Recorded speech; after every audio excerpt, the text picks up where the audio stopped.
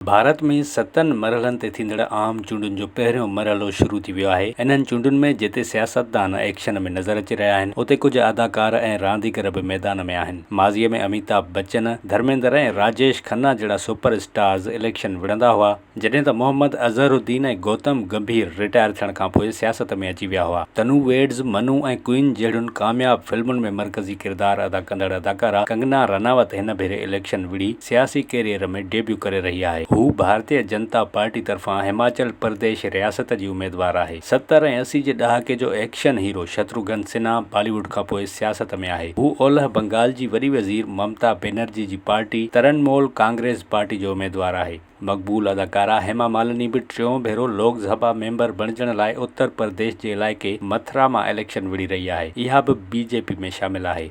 भारतीय अदाकार गोविंदा सियासी पार्टी शिवसेना जी टिकट ते मुंबईअ मां इलेक्शन विढ़ी रहियो आहे। अॻूणी अदाकारा स्मृति ईरानी बि पंहिंजी सीट जे दिफ़ा लाइ मैदान में आहे। हूअ उत्तर प्रदेश मां बीजेपी जी उम्मीदवार आहे। इन खां अॻु हुन कांग्रेस जे मुख्य अॻुवाण राहुल गांधीअ खे शिकस्त ॾिनी हुई। भोजपुरी फिल्मुनि जो अदाकार दिनेश लाल यादव बीजेपी ऐं मक़बूल अदाकार मनोज तिवारी बि दिल्लीअ मां बीजेपी टिकट ते विढ़ी रहियो आहे। लापता लेडीज़ जो अदाकार रवि किशन बीजेपी, टीवी ड्रामे रामायण जो अदाकार अरुण गोविल बीजेपी जो उम्मीदवार आहे। मक़बूल क्रिकेटर यूसुफ पठान ओलह बंगाल जी हुक्मरान पार्टी तरणमूल जो उम्मीदवार आहे। अॻूणी क्रिकेटर कीर्ति आज़ाद बि तरणमूल पार्टी जी उम्मीदवार आहे। इन खां सवाइ जूलियन थ्रो जो रांदीगर देवेंद्र झा झरिया ते बि बीजेपी खे एतमाद आहे।